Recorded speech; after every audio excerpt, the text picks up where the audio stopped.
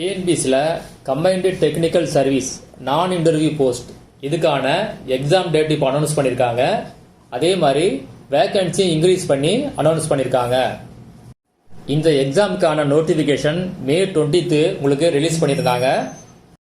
இதில் உதவி பொறியாளர், வேளாண் விரிவாக்க அலுவலர், தோட்டக்கலை அலுவலர், உதவி இயக்குனர், தொழிலக பாதுகாப்பு மற்றும் சுகாதாரம், தொல்லியல் அலுவலர், இளநிலை அறிவியல் அலுவலர், பால்வள துணை மேலாளர், வட்டார சுகாதார புள்ளியலாளர், ஜூனியர் போட்டோகிராஃபர், உதவி சுற்றுலா அலுவலர் கிரேடு 2 உள்பட பல்வேறு விதமான பதவிகளில் மொத்தம் 401 காலியிடங்கள் இடம்பெற்றன.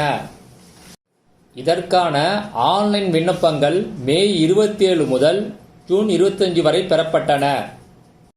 தேர்வு நடைபெறும் நாட்கள் பின்னர் அறிவிக்கப்படும் என தேர்வு அறிக்கையில் தெரிவிக்கப்பட்டிருந்தது.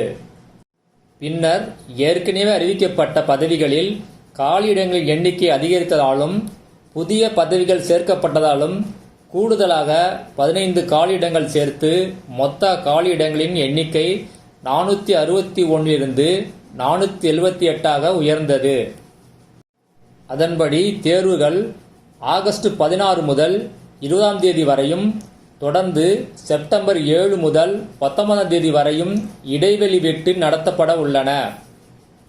அனைத்து பதவிகளுக்கும் பொது தேர்வான கட்டாய தமிழ் மொழி தகுதித்தாள் தேர்வு மற்றும் பொது அறிவுத்தாள் தேர்வு செப்டம்பர் 19ஆம் தேதி காலை 9 மணி முதல் மதியம் 12:30 மணி வரை நடைபெறுகிறது.